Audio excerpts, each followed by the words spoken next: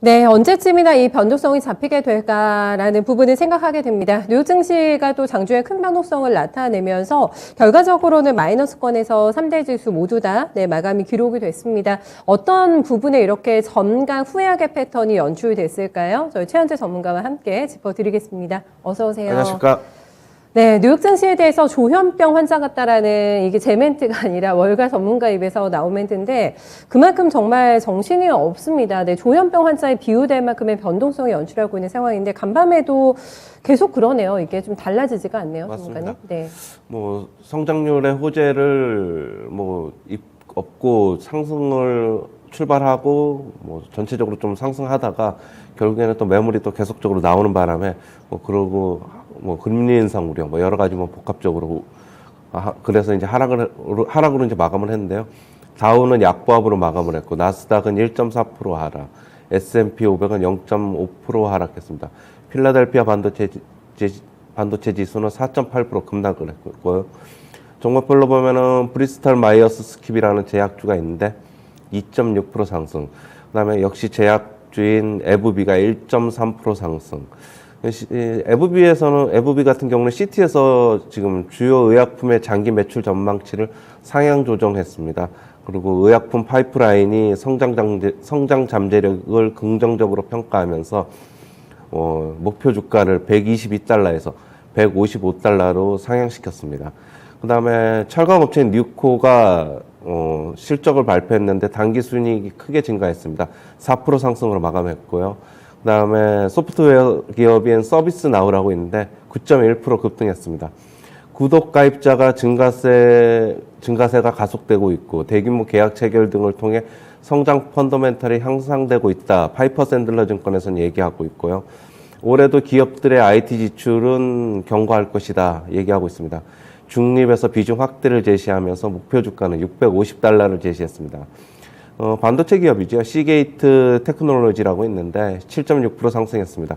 호실적을 발표했고 그다음에 장기 순익 마진을 상향 조정했습니다.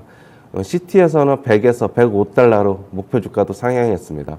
넷플릭스가 7.5% 상승했는데요. 헤지펀드 매니저 빌 에크먼이 310만 주를 매수했다는 소식에 상승했습니다. 그리고 테슬라가 11.5% 폭락했는데요. 공급망 문제로 지금 올해 출시 예정인 전기 트럭이 내년쯤으로 지금 연기될 것 같다라는 소식에 하락했고요. 비용 상승 압박이 있을 것으로 본다는 소식에 하락했습니다. 그 다음에 애플은 지금 실적 발표를 했는데 시간에서 4% 상승 중인데요. 매출하고 EPS가 컨센서스 상향하고 있습니다. 그리고 올해 1분기에는 작년 4분기보다는 공급망 차질 문제가 완화될 것이다 라고 얘기를 하고 있습니다. 그리고 미국 경제는 4분기 GDP 성장률이 6.9%로 집계가 됐는데요. 연간으로 보면은 5.7%로 집계됐습니다. 그 다음에 3분기보다는 4.6% 지금 높은 수치고요. 예상치인 5.5%보다도 상회했고요. 개인 소비가 주도한 것으로 보고 있습니다. 개인 소비가 크게 증가했습니다. 약 3.3% 증가했고요. 3분기에는 개인 소비가 2% 증가했습니다. 그리고 주간 실업보험 청구자 수가 26만 명으로 집계가 됐는데요. 예상치인 26만 5천 명보다 떨어졌고 전주보다도 3만 명 감소했습니다. 그리고 노무라 증권에서는 3월에 금리를 0.5% 인상할 것이라고 얘기하고 있고요. 올해 총 5월, 6월, 7월, 12월 5차례 할 것으로 보고 있고 내년에 2차례, 그래서 총 금리는 2에서 2.25%로 맞출 것이다 얘기하고 있습니다. 네. 50bp가 이러다 중론이 될 것 같기도 하고 그렇습니다. 네, 노무라 측에서도 그렇게 예측을 했다고 합니다. 이런 전반적인 상황들이 다 좀 반영이 돼서 핵심은 매파적인 파워, 그리고 지정학적인 리스크, 그리고 실적 시즌 분위기 안 좋잖아요. 이런 것들이 결합이 되면서 그대로 불안한 심리가 지수상의 출렁임으로 확인이 됐습니다. 일단은 GDP 얘기부터 해보고 싶은 게요, 전문가님. 이게 돈풀기 반짝 효과일까요? 생각보다 잘 나왔어요. 굉장히 잘 나왔어요. 예, 잘 나왔고, 물론 돈풀기 반짝 효과가 당연히 있었고, 그리고 네. 오미크론의 그 영향은 여기에 크게 지금 아직 들어가지 않은 것으로 보고 있어가지고, 올해 1분기에는 조금 하향 조정될 것으로는 보고 있습니다. 예. 네, 알겠습니다. 그렇지만은 일단은 첫 해 아닙니까? 바이든 대통령이 취임하고 첫 해 어떤 경제 성적표에 대해서 굉장히 자화자찬하는 멘트가 나오면서 성명까지 발표가 되기도 했습니다. 하지만 바이든 대통령 입장에서의 GDP 그리고 연준 입장에서의 요 GDP 그리고 투자자 입장에서의 GDP 해석이 각기 조금 다를 것 같은데 투자자들은 이거를 지금 호재로 안 본 거죠. 시장에 밀린 거는. 그렇죠. 뭐 네. 결국엔 금리 인상 우려가 계속적으로 이제 압박을 가하는 거죠. 이게 만약에 성장률이 크게 안 좋았으면 혹시라도 일말에 대한 기대감이 있을 텐데 네. 뭐 좀 혹시 크게 안 나오더라도 뭐 연준은 지금 그거 신경 쓸 여력이 없어서 저는 뭐 그냥 역시 여전히 계속 매파적인 입장을 고수할 것으로는 보고 있지만 투자자들 입장은 안 그런가 봅니다. 네. 그러면은 이게 진짜 50bp를 올려버릴 가능성이 더 많아지는 겁니까? 이렇게 되면은? 저는 3월에 50bp 할 것으로 보고 저도 노무라 증권 의견하고 같이 총 5회 3월에 50bp 하면 5회 보고 제 개인적인 의견입니다. 만약에 3월에 0.25 하면 6회 할 것으로는 보고 있습니다. 네. 결론은 똑같은 거죠. 네. 네. 최종 연말에 가는 금리의 어떤 위치는 똑같습니다만은 강도를 한 번에 팍 강하게 갈 것인가 아니면 횟수를 조금 나눠가지고 할 것인가 요 차이라고 하겠는데 일단 3월에 그냥 50bp로 갈 가능성은 최현재 전문가도 함께 좀 높게 보고 있는 상황입니다. 그 밖에 지표들이 좋지는 않았어요. 근데 GDP만 좋아하지 다른 거는 계속 좀 떨어지던데요. 다른 지표들은요? 네. 뭐 다른 지표들 같은 경우에는 뭐 주택 경기 예. 뭐 근데 주택 같은 경우에는 네.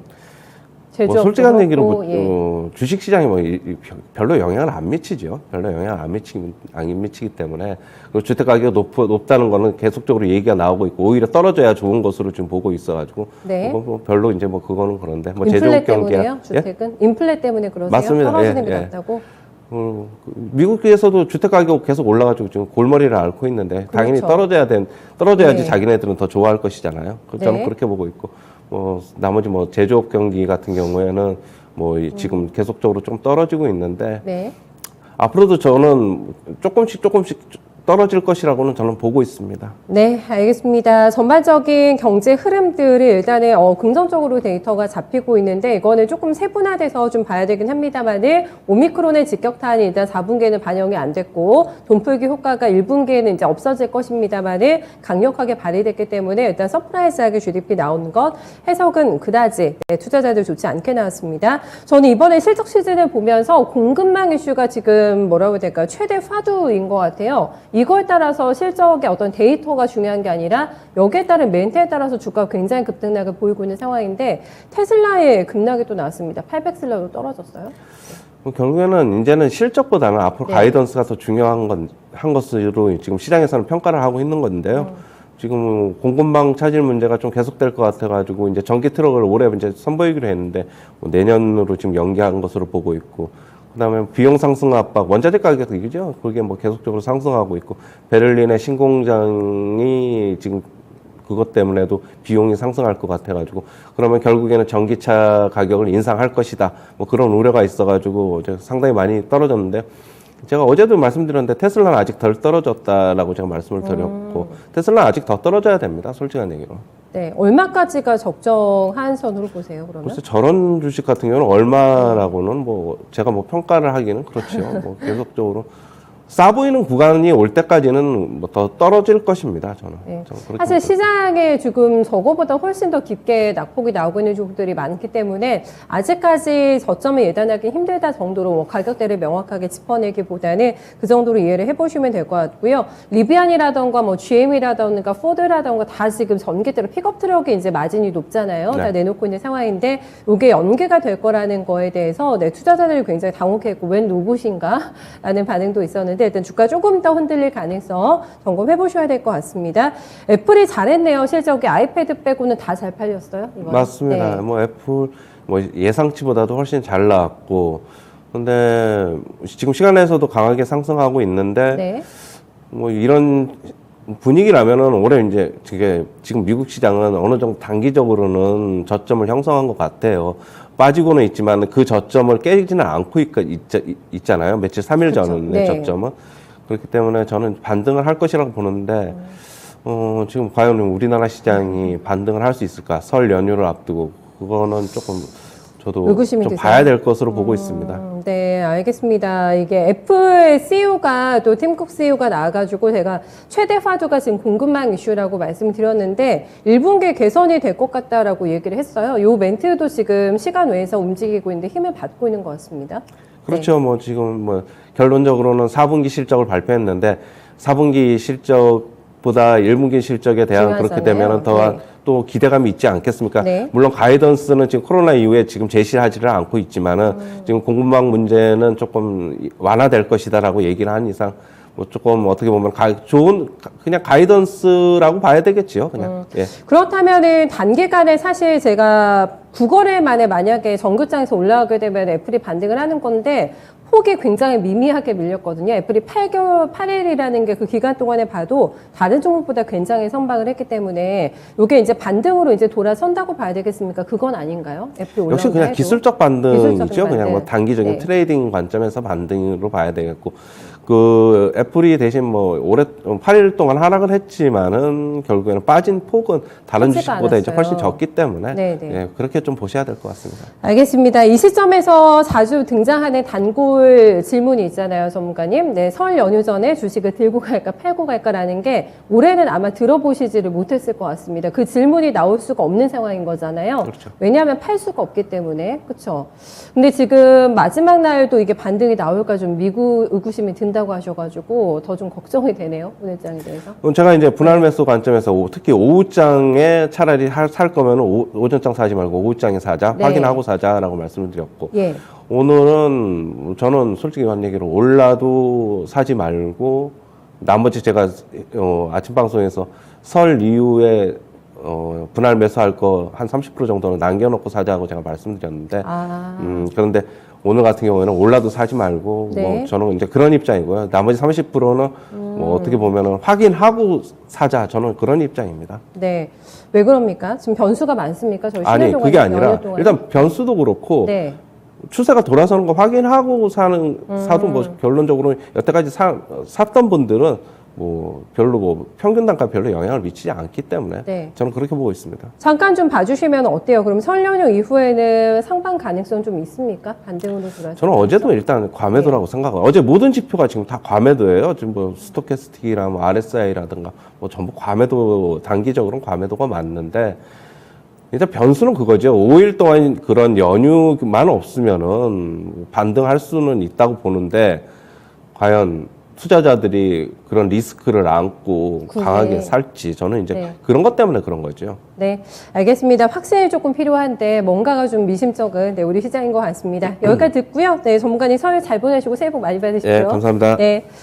최현재 전문가와 함께 저 뉴욕장 봤습니다. 올해 우리나라 증시에서 350조가 증발이 됐습니다. 괴롭지만 하지만 좀 버텨야 되는 구간이지 않을까라는 멘트 좀 주셨고요.